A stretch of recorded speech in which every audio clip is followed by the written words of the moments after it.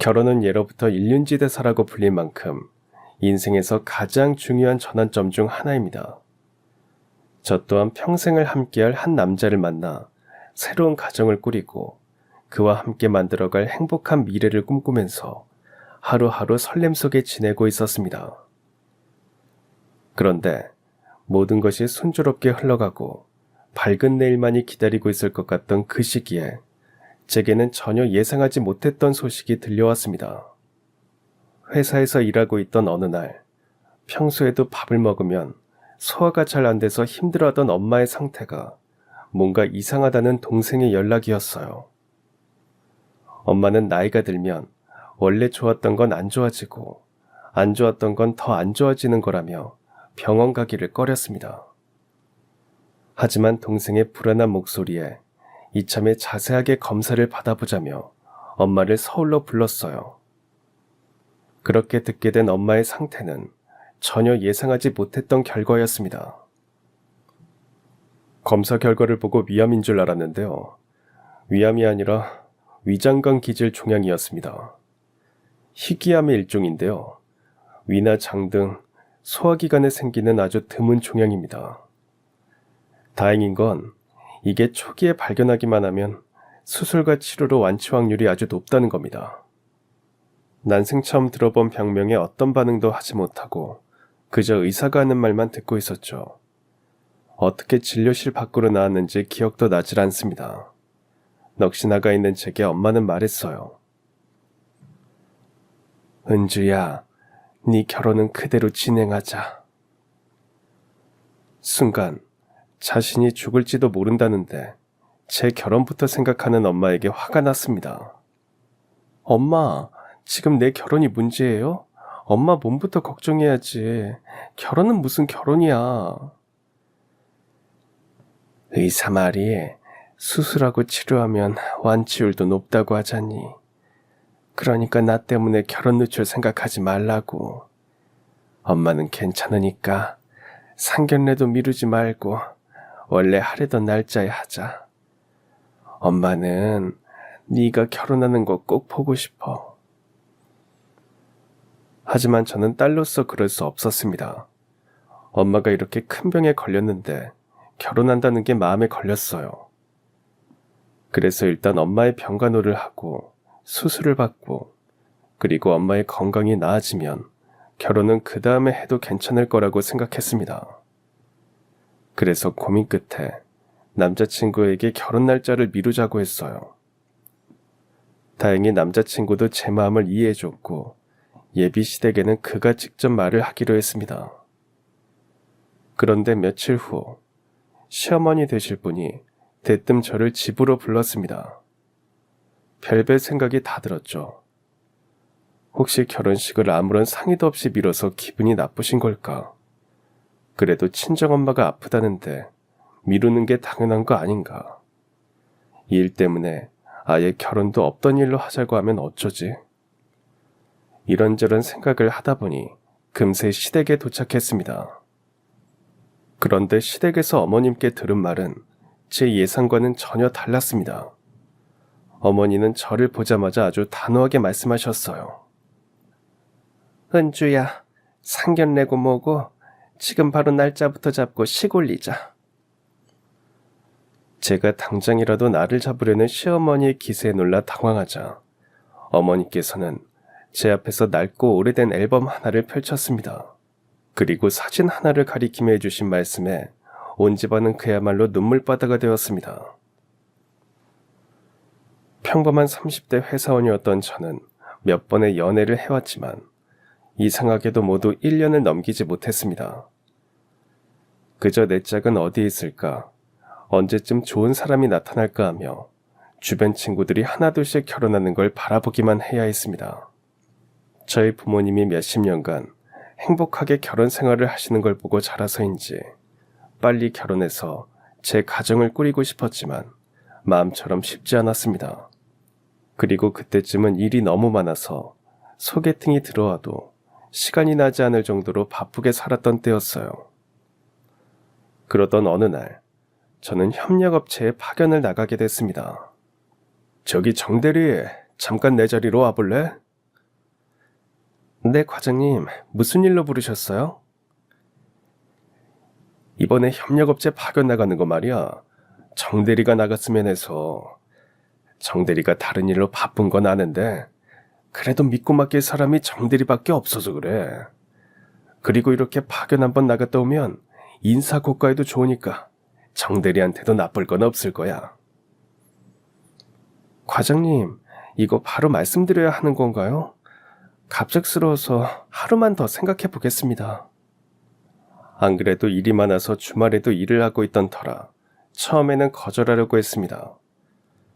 하지만 파견 업무를 나가면 다른 일은 안 해도 되고 인사고과에도 좋을 거라는 말에 다음날 그 제안을 받아들이겠다고 말했어요.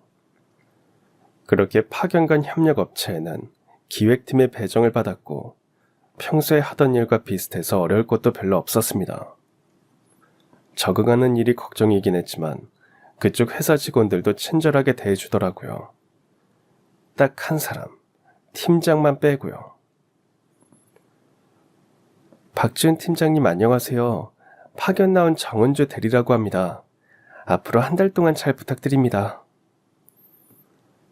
네. 첫 만남에 한다는 말이 그게 끝이었습니다.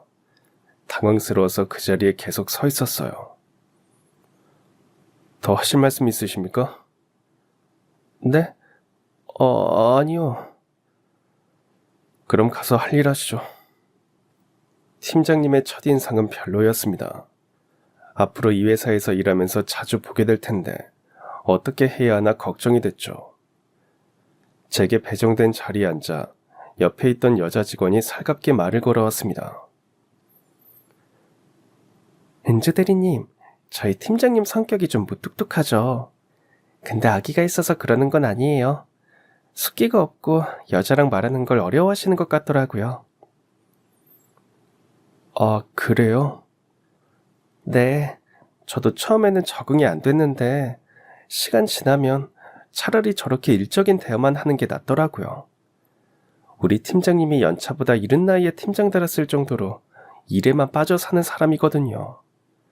일만 잘하면 그 외에는 아무런 터치도 없고요. 암튼 제 말은 팀장님 말투에 상처받지 말라는 거였어요. 어차피 한 달만 있으면 돌아가는 일정이었기에 팀장님의 차가운 말에도 크게 신경 쓰지 않고 일만 하기로 다짐했습니다. 파견을 나온 만큼 다른 잡일은 하지 않았지만 기획팀이라 그런지 정말 할 일이 많았습니다. 어떻게 된 게 야근하는 날이 훨씬 더 많았어요. 한 번은 유독 늦게까지 혼자 일하고 있던 날이었어요. 너무 피곤한 나머지 커피 한 잔 마시기 위해 복도 끝에 있는 자판기로 갔습니다. 그런데 어둑한 사무실 복도 끝에서 팀장님이 홀로 커피를 뽑고 있었습니다. 여전히 몇 마디밖에 안 해봤던 사이였기에 평소처럼 간단하게 눈인사만 할 줄 알았는데요. 의외로 팀장님이 이제 막 나온 커피를 저에게 건네며 말을 걸었습니다. 의외로 따뜻한 목소리였어요.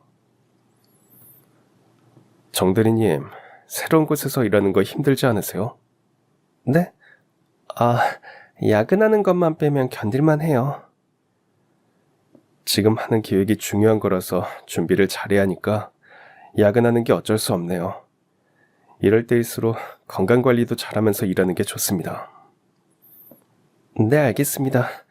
조언 감사합니다, 팀장님. 팀장님은 그 말만 하고 뚜벅뚜벅 사무실로 걸어갔습니다. 그의 뒷모습을 보며 무뚝뚝하기만 한 남자가 이런 면도 있구나 하고 조금 달리 보이기 시작했어요. 그날 이후 팀장님은 확실히 제게 아주 조금 친절해졌습니다. 낯을 가리는 것 같더니 이제 약간 익숙해졌나 싶었고 그만큼 저희의 거리도 가까워졌어요. 그리고 드디어 준비하던 기획안을 발표하는 날이 됐습니다. 프레젠테이션 하기에 앞서 마지막으로 점검을 해보는데 제 실수로 자료의 핵심 슬라이드를 빠뜨린 걸 발견했습니다. 분명 새벽까지 이상이 없는 걸 보고 저장까지 확실하게 했는데 뭐가 잘못된 건지 모르겠더라고요.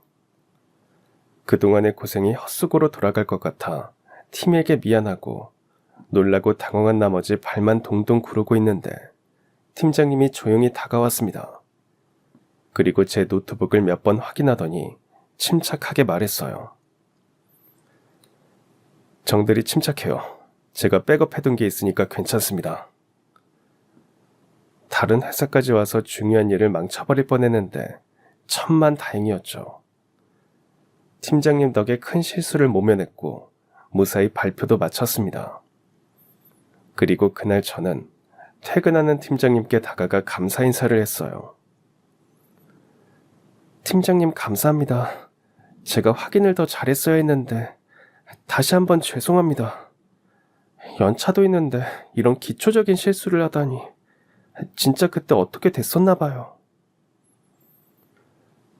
이미 지나간 일이니까 마음에 담아두지 맙시다. 일하다 보면 별일이 다 생기잖아요. 제가 너무 죄송해서 그러는데 식사 안 하셨으면 제가 밥이라도 사면 안 될까요? 팀장님은 밥을 사겠다는 제 말을 거절하려고 했지만 이렇게라도 하지 않으면 두고두고 미안할 것 같아서 무작정 팀장님을 끌고 가 저녁을 먹었습니다. 팀장님은 단둘이 식사하는 게 꽤나 어색한 듯 했지만 참 이상하게도 저는 그 모습이 귀여워 보였습니다. 이 일을 계기로 팀장님과 저는 부쩍 가까워졌어요. 그리고 파견 업무를 마치는 날, 제가 먼저 팀장님에게 좋아한다고 고백했고 그 역시 저와 같은 마음이었는지 고백을 받아줬습니다. 저희는 그렇게 연인이 되었어요. 당시 저는 서울에서 혼자 자취를 하고 있었습니다. 본가가 서울에서 1시간 넘게 떨어진 곳이라 출퇴근하는 게 힘들었습니다. 그래서 취직을 하자마자 저는 바로 독립을 했어요. 그리고 가끔씩 쉬는 날이면 집에 들리곤 했습니다. 본가에는 부모님과 이제 막 대학생이 된 여동생이 살고 있었고 본가 소식은 엄마나 동생을 통해서 듣고는 했습니다. 파견을 마치고 다시 돌아간 회사에서 일하며 여느 날과 다름없는 하루를 보내고 있을 때쯤 엄마에게 전화가 왔습니다. 제가 회사에 있는 시간이면 문자는 해도 전화는 하지 않던 엄마였기에 이상한 생각이 들었어요. 엄마, 무슨 일 있어요? 나 지금 회사라서 길게 통화는 못하는데. 은주야, 너 지금 빨리 집으로 와야겠다. 아빠가... 엄마 왜 그래요? 아빠가 왜요? 다치셨어요? 그게 아니라 아빠가 조금 전에 돌아가셨어. 얼른 와. 몇 주 전에 집에 가서 뵀을 때만 해도 아픈 곳 하나 없이 건강하던 아빠였는데 갑자기 돌아가셨다니 도저히 믿을 수가 없었습니다. 어떻게 집으로 갔는지 기억도 나지 않습니다. 엄마가 전화로 알려준 병원으로 갔을 때 아빠는 이미 싸늘한 시신이었어요. 저는 온기 하나 없는 아빠의 몸을 끌어안으며 목이 터져라 엉엉 울기만 했습니다. 아빠는 심장마비였습니다. 밭에 나간 아빠가 점심시간이 지나도 집으로 돌아오지 않아 걱정이 된 엄마가 나가보니 아빠는 이미 쓰러진 후였고 응급조치하기엔 너무 늦어버린 상태였어요. 갑작스러운 아빠의 죽음 앞에 저희 가족은 어떻게 해야 할지 몰랐습니다. 엄마는 넋을 놓은 것 같았고 동생은 너무 어렸어요. 장녀인 제가 아빠의 장례식을 준비해야 하는데 이런 일은 처음이라 다 막막하기만 했습니다. 그런데 그때 남자친구인 지훈 씨가 찾아왔습니다. 은주야, 괜찮아? 지훈 씨, 여기는 어떻게 왔어? 회사는? 은주 씨 전화 받고 걱정이 돼서 가만히 있을 수가 없었어. 회사는 걱정하지 마. 며칠 휴가 냈어. 어떻게 병원으로 왔는지 기억도 안 나는 그때 제가 지훈 씨에게 전화를 했었나 봅니다. 횡설수설하는 제가 걱정이 되었던 남자친구는 바로 회사에 반차를 내고 내려왔던 거죠. 저는 그날 자연스럽게 엄마와 동생에게 남자친구인 지우 씨의 존재를 알리게 됐어요. 그리고 그는 아버지의 장례식 내내 제 옆에서 함께 해줬습니다. 지은 씨 정말 고마워. 나 진짜 어떻게 해야 될지 몰라서 막막하기만 했거든. 근데 지은 씨가 옆에 있어줘서 얼마나 큰 도움이 됐나 몰라. 우리 엄마도 지은 씨한테 고마워하셔. 아니야. 은주 씨 힘들 때 당연히 내가 옆에 있어야지. 이렇게 같이 있을 수 있어서 다행이다. 은주 씨도 이제 좀 쉬어. 나머지 일은 내가 알아서 할게. 그날 이후 저희 사이는 더욱 깊어졌습니다. 그리고 저는 이런 사람과 함께라면 평생을 서로 의지하며 살 수 있겠다는 확신을 갖게 됐어요. 제가 그토록 기다려온 동반자 같았습니다. 그리고 저희 엄마 역시도 지훈 씨가 우리 집의 사위가 된다면 좋을 것 같다는 말을 하기도 했습니다. 아버지의 장례식 이후 1년이 흘렀고 지훈 씨는 제게 프로포즈를 했고 저도 기꺼이 받아들였습니다. 지훈 씨 집에도 인사드리러 가야지. 안 그래도 부모님께 말씀드렸어. 어머니가 은주 씨 편한 날 알려주라고 하시는데 언제가 좋아? 그럼 말 나온 김에 이번 주말에 갈까? 부모님 뭐 좋아하셔? 미리 사둬야겠다. 말수가 별로 없는 지훈 씨는 자신의 집안에 대해서도 자세하게 말한 적이 없었습니다. 그저 부모님 두 분이 평범하다는 말밖에 듣지 못했어요. 그래서 예비 시댁에 인사드리러 가기 전 더욱 긴장이 됐습니다. 어떤 분들이실지, 저를 어떻게 봐주실지 걱정이 됐죠. 그리고 마침내 약속한 주말이 됐고 그의 집으로 인사를 하러 갔습니다. 가서 보니 지은 씨의 얼굴과 성격은 그의 어머니를 그대로 빼다 박은 듯 했습니다. 어머니는 말수도 적고 조용한 분이라 언뜻 보면 차갑게 보이기까지 했어요. 말투도 높낮이 없이 아주 차분했습니다. 은주 씨라고 했죠. 우리 집안 음식이 입맛에 맞을지 모르겠네. 차린 게 별로 없어도 많이 들어요. 아닙니다. 저 가리는 거 없이 잘 먹어요. 잘 먹겠습니다. 어머니의 말은 그게 끝이었습니다. 밥을 먹는 동안 지은 씨의 아버지께서 몇 마디 물어보시는 게 전부였고 제가 답을 해도 어머니는 그저 고개만 끄덕일 뿐이었습니다. 그리고 반찬이 맛있다 말해도 어머니는 별 반응이 없었어요. 혹시나 저를 마음에 안 들어 하시는 건가 싶어서 식사하는 내내 눈치가 보이고 긴장이 됐습니다. 그리고 긴장을 한 탓인지 결국 소화가 되지 않아 속이 더부룩하고 불편하기까지 했습니다. 얼른 집으로 돌아가서 약을 먹고 쉬고 싶었어요. 어머니 아버지, 오늘 저녁 식사 감사합니다. 그럼 저는 이만 가볼게요. 은주씨 잠깐만, 이거 하나 먹고 가요. 그의 어머니가 제게 건넨 건 소화제와 밑반찬이었습니다. 속이 안 좋아 보이던데 소화제 먹고 가요. 그리고 이거는 밑반찬인데 아까 잘 먹는 것만 몇 가지 챙겨봤어요. 지은이한테 자취하고 있다는 거 들었어요. 귀찮아도 밥 잘 챙겨 먹고 조심히 가요. 소화제와 밑반찬을 챙겨주는 지은 씨의 어머니를 보며 겉모습은 무뚝뚝해 보여도 속마음은 그렇지 않을지도 모른다는 생각이 들었습니다. 조금 더 가까워지면 잘 지낼 수 있을 것 같았고 그래서 저는 더 자주 뵙고 친해지려 노력해보기로 했습니다. 그 뒤 저는 지은 씨 어머니께 문자나 전화도 자주 하고 시간이 생기면 몇 번 찾아가기도 했지만 좀처럼 가까워지지는 못했습니다. 시어머니는 여전히 조용하고 말수가 적었어요. 제가 말하면 그저 고개만 몇 번 끄덕이거나 짧게 대답해 주시는 게 전부였습니다. 그리고 무엇보다 은근히 자신만의 기준이 단단한 사람처럼 보였어요. 그래서 저는 점점 제가 그 기준에 부합하지 않으면 어떡하나 걱정이 됐고 그러던 중 한 번은 남자친구가 내뱉은 말이 마음에 걸렸습니다. 어머니가 우리 둘이 결혼하면 집 근처로 이사 오길 바라시는 것 같아.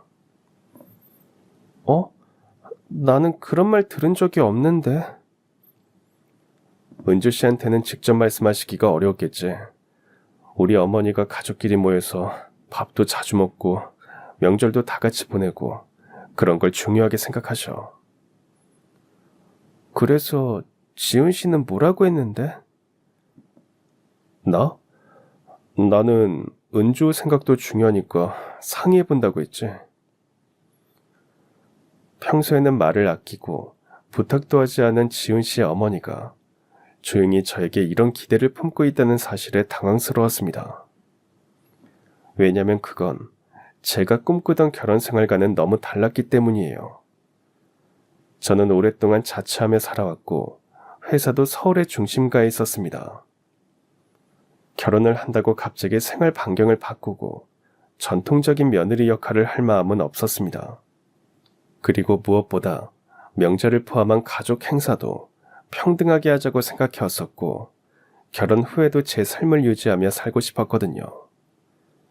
시어머니의 생각을 전해 들은 후 한 번은 어머니를 직접 만나게 됐습니다. 여전히 어머니가 불편했지만 그래도 제 생각은 전해드려야 할 것 같아 용기를 내서 어렵게 이야기를 꺼냈어요. 저 어머니, 저는 결혼하고도 계속해서 일을 할 생각이에요. 지금까지 회사에서 열심히 일한 것도 아깝고 앞으로 하고 싶은 것도 많고요. 시어머니는 제 말을 듣고도 아무런 반응이 없었습니다. 그저 말없이 물만 한 모금 마실 뿐이었죠. 좋으면 좋다, 싫으면 싫다고 말이라도 하길 바랬는데 아무런 반응이 없는 어머니가 오히려 답답하고 더욱 눈치를 보게 만들었습니다. 그래서 저는 어머니 앞에만 서면 입이 무거워지고 조심스러워졌어요. 그리고 급기야는 이런 생각까지 하게 됐습니다. 뭐야, 왜 가타부타 아무 말씀을 안 하시지? 아들이 좋다니까 어쩔 수 없이 결혼 허락을 하신 건가?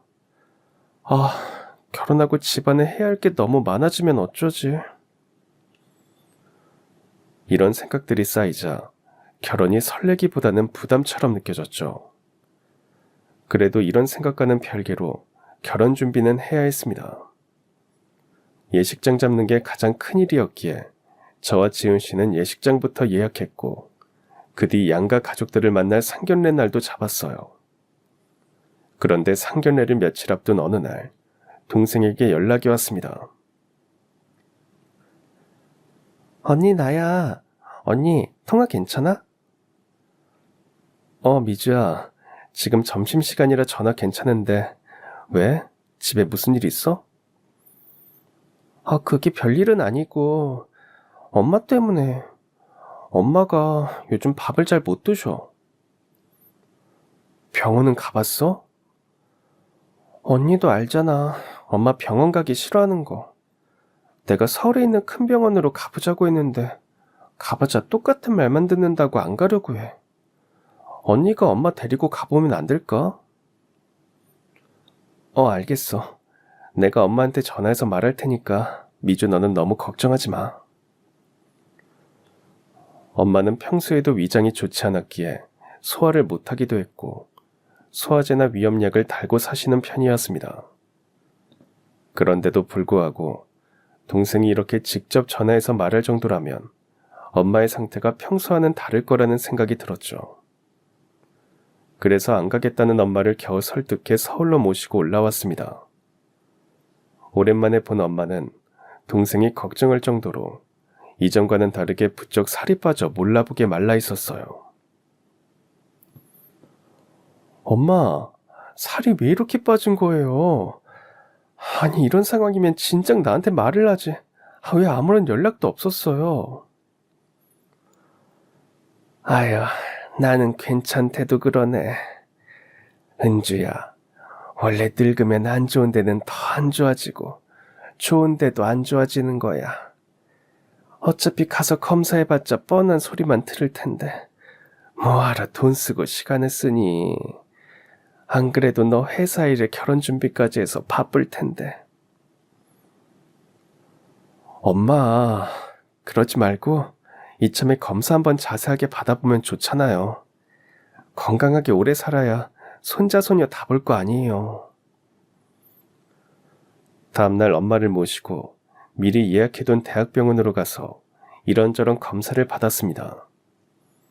엄마는 모든 게 다 처음이라 잔뜩 긴장한 상태였죠.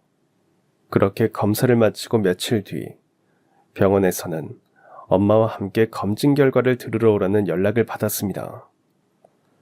진료실에 들어서는데 괜히 심장이 두근거렸고 의사에게서 예상치도 못한 말을 듣게 됐습니다. 이 선생님 보호자 되시죠? 병명부터 말씀드리자면 위장관 기질 종양입니다. 네? 그게 뭔데요?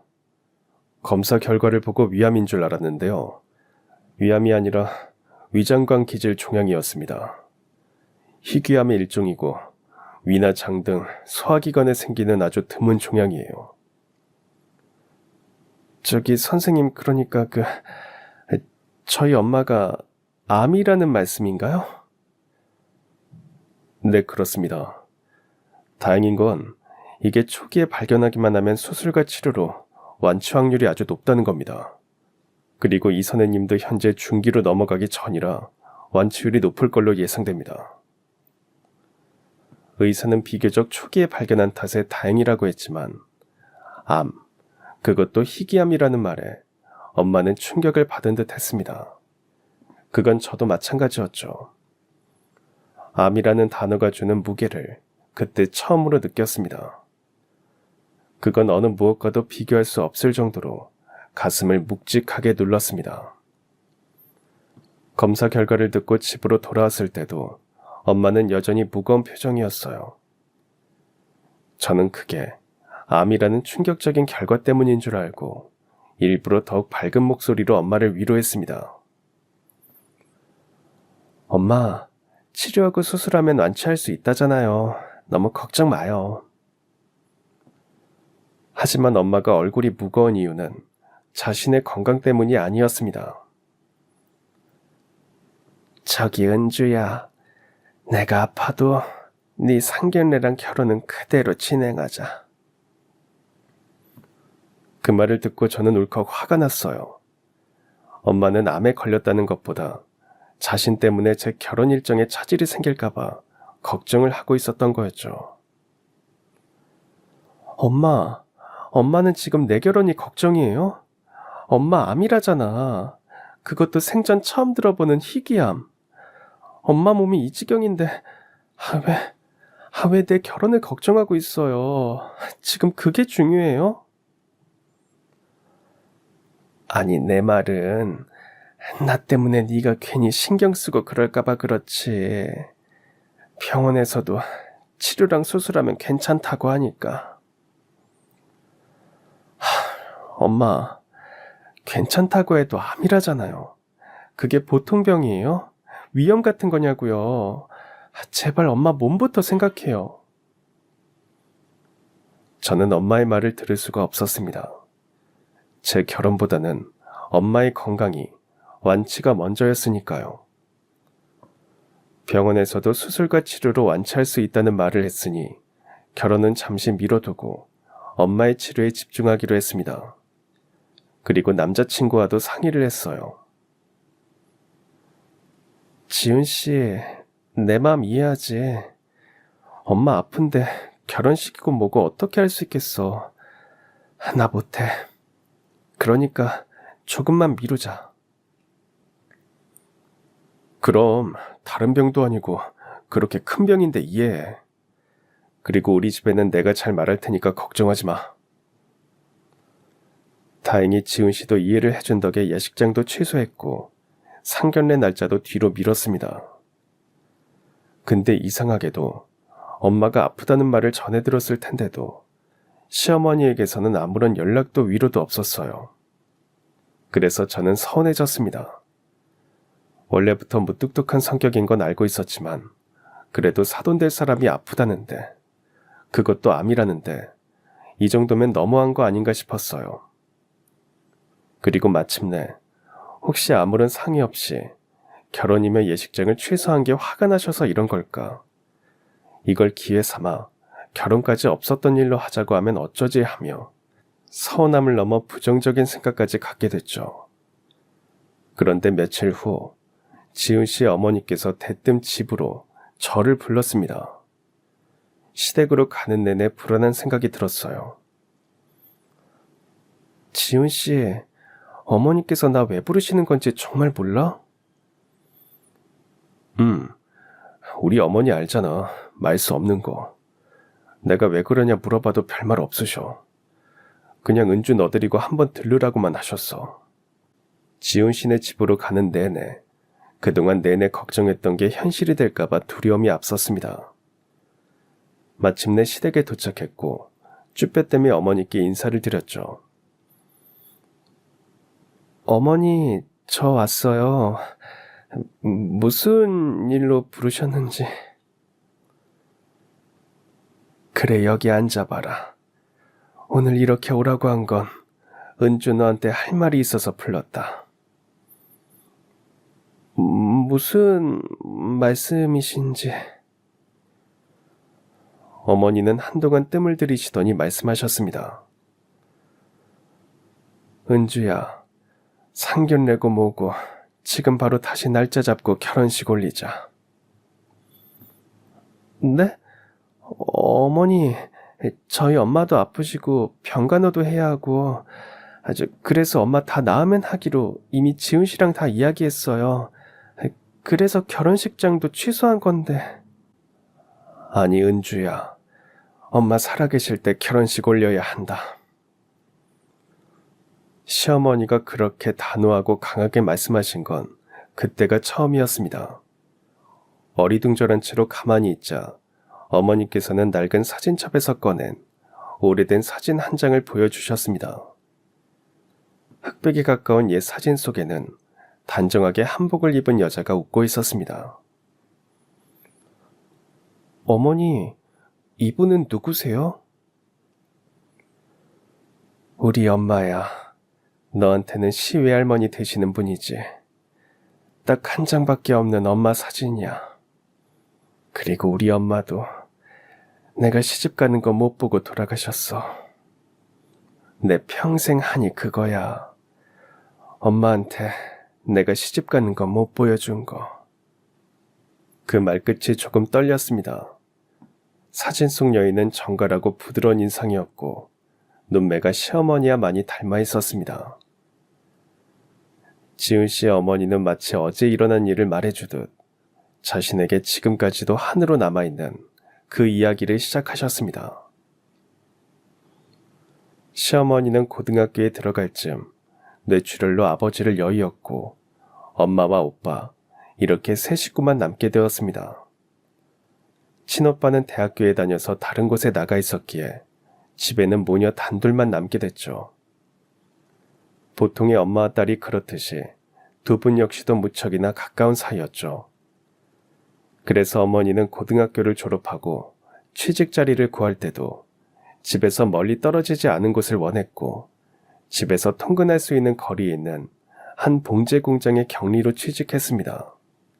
그리고 3년쯤 지났을 때 같은 부서 부장님의 아들 결혼식에 참석했고 식이 끝난 뒤 회사 사람들과 뒤풀이 자리를 갔던 중 한 남자를 만나게 됐습니다. 그는 앉을 자리를 찾다가 비어있는 시어머니의 옆자리로 다가와 말을 걸었습니다. 저기 여기 자리가 없어서 그러는데 여기 앉아도 될까요? 네, 그러세요. 저는 생산부 박승철이라고 합니다. 부장님이랑은 오다 가다 몇 번 뵌 적이 있어서 오늘 오게 됐어요. 네, 저는 격리부 김영희입니다. 우연히 같이 앉게 된 두 사람은 인사치레 몇 마디를 나누게 됐고 뒤풀이가 끝나고 가려는데 그 남자가 일어서는 시어머니를 붙잡았습니다. 저기 영희씨 가시게요? 어떻게 가세요? 네, 저는 버스 타고 가려고요. 저도 버스 타고 가야 하는데 영희씨, 저도 이제 일어날 건데 버스 정류장까지 같이 가도 될까요? 그래서 두 사람은 같이 걸어가며 몇 마디 더 하게 됐는데 그때 남자는 놀랄만한 말을 했습니다. 영희 씨, 저 사실 영희 씨한테 예전부터 관심이 있었습니다. 그래서 오늘도 먼저 말을 걸었던 거고요. 괜찮으시다면 다음 주 토요일에 한 번 더 뵙고 싶습니다. 남자는 회사에서 어머니를 보고 가까워지려고 해봤지만 기회가 안 생겨서 고민하던 찰나에 결혼식 뒤풀이에서 혼자 있는 어머니를 보고 일부러 말을 걸었던 거였습니다. 그리고 이 남자가 바로 지은 씨의 아버지였습니다. 결혼식의 인연이 이어진 몇 년 후 두 사람은 평생을 함께하기로 약속했습니다. 두 집안이 상견례를 마친 뒤 일사천리로 결혼 날짜까지 잡았습니다. 차근차근 결혼 준비를 해나가던 중 친정엄마의 건강이 갑자기 안 좋아졌어요. 같이 밥을 먹던 중 갑자기 뛰쳐나가 먹었던 걸 토하기를 반복했습니다. 엄마 왜 그래요? 괜찮아요? 아유, 요즘 왜 이러지? 자꾸 속이 답답하고 뭘 먹으면 체한 것처럼 계속 거북스럽네. 체했나? 체한 게 이렇게 오래 간다고요? 아무래도 안 되겠어요. 엄마, 나랑 병원 가요. 처음에는 동네에 있는 병원에 갔었는데 거기 의사가 어머니만 따로 불러 큰 병원에 가보는 게 좋겠다고 했습니다. 의사의 말대로 더 큰 병원에 가서 검사를 해봤더니 친정엄마가 췌장암에 걸렸다는 말을 듣게 됐죠. 췌장암이라는 걸 알게 되고 아무런 생각도 할 수 없을 때 친정엄마는 오히려 토닥이며 위로했습니다. 영희야, 나는 괜찮다. 울지 마라. 췌장암은 꽤 진행된 상태였기에 당장 치료에 들어가야 했습니다. 친정오빠는 다른 도시에서 일하고 있었기에 가장 가까이서 엄마를 돌보는 건 다 시어머니의 몫이었죠. 그래서 어머니는 결혼을 미루려고 했습니다. 하지만 친정엄마의 생각은 달랐습니다. 영희야, 그럴 필요 없다. 이미 날 잡은 거 미루는 거 아니야. 그리고 나도 하루라도 건강할 때 내 딸이 결혼하는 거 꼭 보고 싶구나. 그러니까 예정대로 네 결혼식은 진행하자.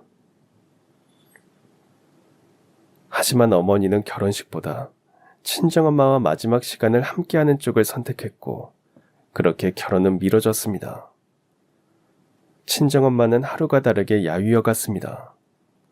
몇 주 전까지만 해도 직접 시장을 보러 다니실 정도였던 분이 이제는 혼자 일어서는 것조차 힘들어 하셨죠. 엄마, 이것 좀 드셔봐요. 뭘 드셔야 힘이 나죠. 지금은 아무것도 못 먹겠다. 먹으면 또 다 토할 것 같아. 그나저나 영희 너 결혼식 하는 거는 꼭 보고 싶었는데 지금이라도 어떻게 다시 잡을 수 없겠지? 친정엄마는 결혼식이 미뤄진 걸 무엇보다 아쉬워하셨습니다. 그리고 하루가 다르게 통증은 심해졌고 어느 날부터는 진통제를 입으로 삼키지 못해 주사를 맞는 시간이 늘어났어요. 그리고 마지막 몇 주간은 거의 말도 하지 못하셨고 시어머니의 친정엄마는 딸의 결혼식을 못 본 걸 아쉬워하신 채로 어느 날 새벽 조용히 세상을 떠나셨습니다. 장례가 끝난 뒤 시어머니는 며칠간 멍하니 아무것도 못한 채로 시간을 보냈습니다. 앞으로 어떻게 살아가야 하는지 도무지 아무런 생각을 할 수가 없었어요. 그때 옆에서 시아버지가 돌봐줬고 몇 개월 후 두 분의 결혼식은 친정엄마가 없는 자리에서 조용히 치러졌습니다.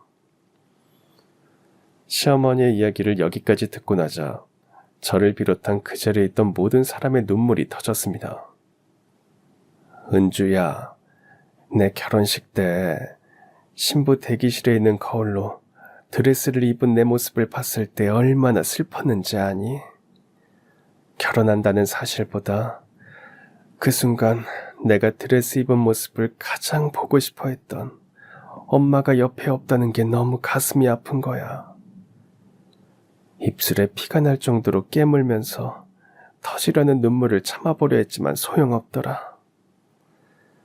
그래서 나는 결혼식 날 가장 기뻐야 하는 신부인데도 불구하고 서럽게 엉엉 울었어. 화장도 몇 번이고 고쳤는데 사진도 제대로 찍지 못했지. 덤덤하게 얘기하는 시어머니였지만 비슷한 상황에 있어서인지 저는 그 덤덤한 말투마저 슬펐습니다. 어머님은 제 손을 잡고 말씀하셨습니다. 나는 그게 평생 한이야.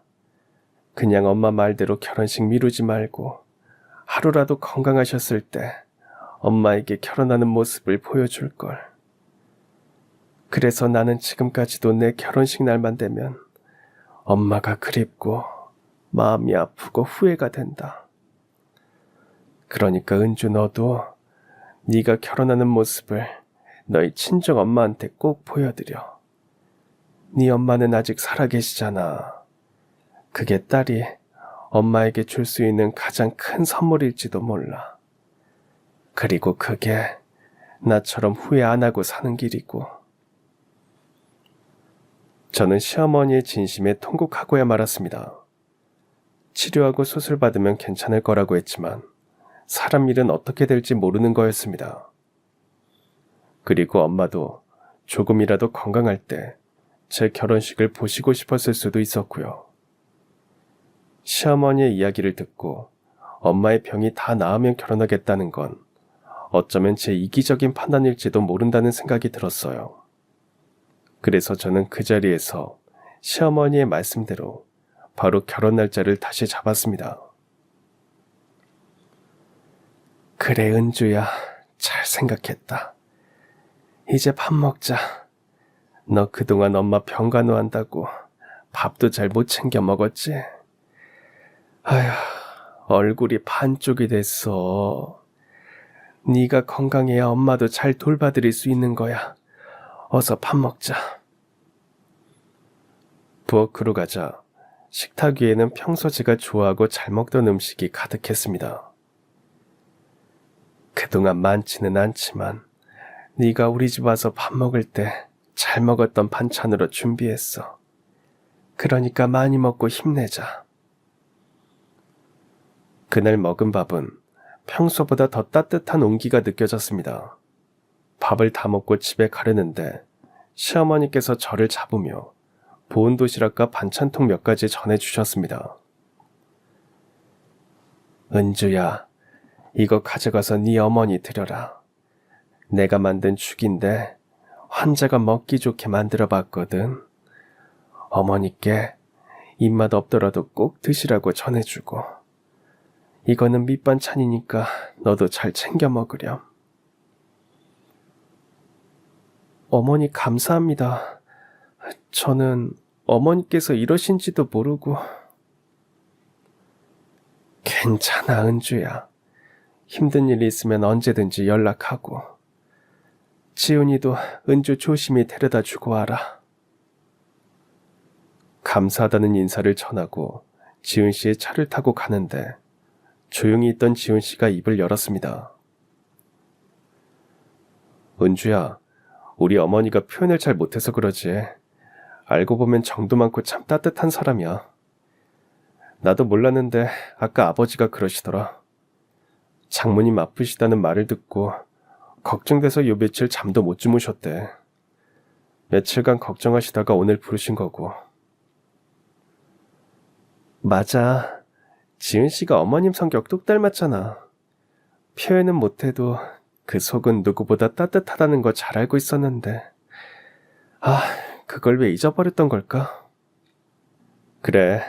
그러니까 혹시라도 이번 일로 우리 어머님께 서운한 점 있었다면 그러려니 하고 이해해줬으면 좋겠어. 지훈 씨의 그 말까지 듣고 나자 그간 시어머니에 대한 오해가 한순간에 풀리게 됐습니다. 그리고 잠시라도 서운함을 느꼈던 게 죄송스러웠습니다. 그리고 앞으로는 말 수 없는 어머니의 마음을 좀 더 잘 헤아려 보겠다고 다짐했어요. 취소했던 결혼식을 다시 하는 거라서 저희는 큰 예식장 말고 한식당을 예약해서 가족들과 정말 가까운 사람들만 부른 채 조촐하게 결혼식을 진행하기로 했습니다. 결혼식 전날 밤, 이런저런 생각에 쉽게 잠을 이루지 못하고 뒤척이고 있을 때 옆에 있는 엄마께서 조용히 말을 건넸습니다. 은주야, 잠이 안 와? 네, 아마 긴장이 돼서 그런가 봐요. 이것저것 생각도 많고요. 그럴 거야. 엄마도 그랬거든. 결혼식 첫날 밤 마음이 참 복잡했어. 설레는 것도 있었고, 막상 새로운 삶을 시작한다는 생각에 두렵기도 했고, 너도 엄마 닮았나 보다. 근데 엄마는 왜 안 주무세요? 나도 잠이 안 오네. 근데 나는 기뻐서 못 자고 있는 거야. 엄마는 한참을 말없이 계시다가 조용히 이어 말씀하셨습니다. 사실 엄마는 늘 내 딸이 누구보다 예쁘고 행복한 모습으로 결혼하는 걸 꼭 보고 싶었거든. 사람 일이라는 게 정말 알 수 없잖아. 오늘 건강하다고 내일도 그럴 거란 보장이 없잖니. 그래서 하루라도 건강할 때 은주 네 결혼식을 봤으면 했지. 네 아버지도 못 본 이 순간을 엄마라도 보고 기억해야지. 나중에 하늘에서 너희 아버지 만나면 자랑처럼 말해줘야 하니까. 그 말을 들으니 가슴이 뭉클했지만 무슨 말을 꺼내기만 해도 눈물이 터질 것 같아 저는 조용히 엄마의 손을 꼭 잡았습니다. 그 따뜻한 손을 느끼며 겨우 마음을 진정시키고 엄마 곁에서 잠을 청했습니다. 그리고 다음날 결혼식 당일 아침 분주하게 준비를 마치고 신부 대기실에 앉아있는 제게 엄마가 다가오셨습니다. 화장이 어찌나 고우신지 병색이 느껴지지 않을 정도였고 그 어느 때보다 환하게 웃고 계셨어요. 은주야, 오늘 정말 예쁘구나. 엄마가 상상했던 것보다 훨씬 더 예쁘다. 엄마, 힘들진 않아요? 하나도 안 힘들어. 내가 정말 아픈 사람이 맞나 싶을 정도로 기운이 나네. 엄마의 웃음 속에는 기쁨과 안도, 그리고 뿌듯함이 가득 담겨 있었습니다. 엄마 소원대로 제가 결혼하는 거 보니까 어때요? 어떻긴 너무 좋지. 너무너무 좋아서 뭐라 말로 다 못하겠다. 은주야, 행복하게 잘 살아야 해. 엄마는 그거 하나만 바란다. 네가 웃으며 살아가는 모습, 그거면 돼. 그렇게 말씀하시면서도 엄마의 눈가엔 눈물이 그렁그렁 맺혀 있었습니다. 결혼식이 시작되고 엄마는 정성스레 차려입은 곱디고 온 한복 차림으로 시어머니의 손을 따뜻하게 맞잡고 저희 부부의 앞날을 축복하는 화촉을 밝혀주셨습니다. 그 순간 엄마의 얼굴은 누구보다 밝고 행복해 보였습니다. 투병 생활 내내 힘겨워하셨던 엄마가 오랜만에 그렇게 환하게 웃는 모습을 보니 가슴이 뭉클했고 한편으론 시어머니의 말씀을 따라 결혼식을 미루지 않기를 정말 잘했다는 생각이 들었습니다. 결혼식이 무사히 끝난 뒤 저와 지은 씨 그리고 양가 가족들은 식사 자리에서 처음으로 모두 모였습니다. 어색함 속에서도 다정한 인사가 오갔고 엄마는 식사 중 조용히 자리에서 일어나 지은 씨의 어머니께 다가가셨습니다. 사돈, 정말 감사합니다. 이렇게 귀한 인연 맺게 해주셔서요. 우리 은주 결혼하는 거 꼭 보고 싶었는데 안사돈이 설득해준 덕에 그 소원을 이뤘네요. 몸이 좋지 않아 인사도 제대로 못 드렸는데 앞으로도 잘 부탁드릴게요. 시어머니는 엄마의 손을 따뜻하게 잡으며 고개를 끄덕이셨습니다. 저희가 더 감사드려야죠. 이렇게 예쁜 딸을 저희 며느리로 보내주셔서요. 이제 보고 싶은 것도 보셨으니 수술만 잘 받으세요. 그동안 은주는 제가 잘 돌볼 테니까 걱정 마시고요. 아유, 그럼요. 수술 잘 받고 다시 건강해질 겁니다. 그래야 앞으로 우리 애들이 낳은 손주도 볼 수 있지 않겠어요? 그럼요. 건강관리 잘하셔서 손주의 증손주까지 보셔야죠. 그 짧은 대화 속에서 서로를 향한 존중과 따뜻한 배려가 느껴졌고, 저는 눈물이 날 것 같은 마음을 꼭 참고 웃으며 그 모습을 바라봤습니다. 두 분이 나란히 앉고 웃고 계신 모습을 보며 이제 진짜 하나의 가족이 되었구나 하는 게 실감났습니다. 결혼식이 끝나고 2주 정도 지난 날, 엄마는 예정돼 있던 수술을 받으셨습니다. 오래전부터 준비하고 마음을 다잡아 오신 일이었지만 막상 그날이 다가오니 가족 모두의 마음이 무거웠습니다. 병원으로 향하는 차 안에서 엄마는 평소처럼 담담하게 웃으며 제게 말씀하셨습니다. 은주야, 엄마 수술 잘 받고 금방 나올 거니까 너무 걱정하지 마. 저는 엄마의 그 말이 사실이 되길 바라며 병원으로 향하는 내내 엄마의 손을 꼭 잡고 있었습니다. 다행히 수술은 무사히 잘 끝났고 담당 의사 선생님께서도 예후가 좋다고 말씀해 주셨습니다. 그 말을 들은 순간 제 온몸의 긴장이 풀리며 눈물이 핑 돌았던 기억이 아직도 생생합니다. 병실에 누운 엄마는 여전히 힘들고 지친 모습이었지만 눈을 뜨자마자 저를 보며 말씀하셨어요. 은주야, 결혼식 때 너 정말 예뻤다. 수술받고 눈을 뜨자마자 내뱉은 첫 마디가 결혼하던 제 모습이 예뻤다는 말이라니.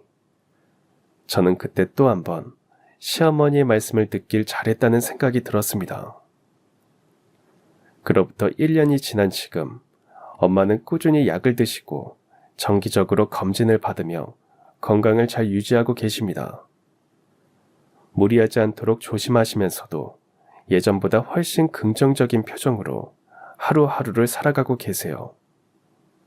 그리고 무엇보다도 기쁜 건 엄마와 시어머니 두 분이 이제는 누구보다 친밀한 사돈지간이 되셨다는 사실입니다.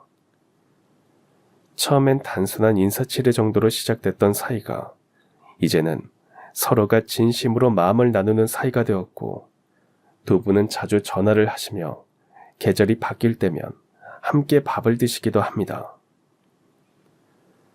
식탁에 앉아 계신 두 분이 웃으며 대화를 나누는 모습을 보면 제 마음까지도 절로 따뜻해집니다. 서로의 이야기를 들어주고 때로는 건강 이야기나 자식들 걱정도 나누시며 친구처럼 지내시는 모습을 보면 이런 소소한 일상이 더욱 귀하게 느껴지곤 합니다. 엄마의 수술이 무사히 끝난 뒤 저는 결혼을 했어도 회사에 계속 다니고 제 삶을 유지하고 싶다는 제 마음을 시어머님께 조심스럽게 말씀드렸습니다. 결혼 전 아들인 지훈 씨를 통해 내비치셨던 시어머니의 속마음이 내내 마음에 걸렸거든요. 그 마음을 바꾸긴 어렵겠지 싶어 어느 정도 마음의 준비도 하고 있었습니다. 그런데 예상과는 달리 시어머니는 제 말을 듣고 환하게 웃으시며 이렇게 말씀하셨어요. 지훈이한테 그렇게 말했던 건 그냥 내 바람이었지. 근데 나도 내 며느리가 싫다고 하면 그걸 억지로 하게 만들고 싶진 않아. 은주 네가 사회에서 얼마나 열심히 일하고 또 책임감 있게 살아온 사람인지 알거든. 그러니까 내 말은 너무 마음에 담아두지 말고 너 하고 싶은 거 다 하면서 살아. 그게 제일 중요해, 은주야. 그 말을 듣는 순간 제 마음속 어딘가에 남아있던 막연한 두려움과 거리감이 눈 녹듯 사라졌습니다. 시어머니는 말씀이 적으실 뿐 마음이 다친 분이 아니셨던 겁니다. 그렇게 솔직하고 따뜻한 마음으로 대해주시니 저도 자연스럽게 더 잘하고 싶다는 생각이 들었고, 주말마다 시댁에 들러 어머니와 시간을 보내는 게 어느새 저에게도 소중한 일상이 되었습니다. 함께 장을 보고 집안일을 도우며 나누는 소소한 대화 속에서 저는 점점 시어머니와도 마음을 나누게 되었고 그 관계는 결혼이라는 울타리 안에서 조금씩 단단해지고 있었습니다. 이런 모든 시간들을 겪으며 저는 한 가지 중요한 깨달음을 얻었습니다. 결혼은 단순히 사랑하는 사람과의 약속만은 아니라는 것. 누군가에게는 그 결혼이 부모님께 드릴 수 있는 마지막 선물이 될 수도 있다는 사실을 말입니다. 살아있는 동안 우리가 할 수 있는 가장 따뜻한 일은 사랑하는 이들에게 지금의 마음을 전하는 것입니다. 저는 결혼이라는 인생의 큰 순간을 통해 그동안 부모님이 제게 베풀어 주신 사랑을 다시 돌려드릴 수 있었고 그 시간이 저희 엄마의 마음속에 오래도록 남을 수 있다는 것만으로도 큰 위로가 되었을 거라 생각합니다. 그래서 오늘도 저는 다시 한번 다짐합니다. 소중한 사람들과 함께할 수 있는 지금 이 순간을 더 아끼고 감사하며 살아가야겠다고 말이죠. 그리고 이 긴 이야기를 듣고 계신 여러분께도 조심스럽게 말씀드리고 싶습니다. 혹시 지금 곁에 있는 가족에게, 사랑하는 사람에게 전하지 못한 마음이 있다면 오늘만큼은 용기 내어 표현해보세요. 기회는 언제나 있는 것 같지만 사실은 그렇지 않을 수도 있으니까요.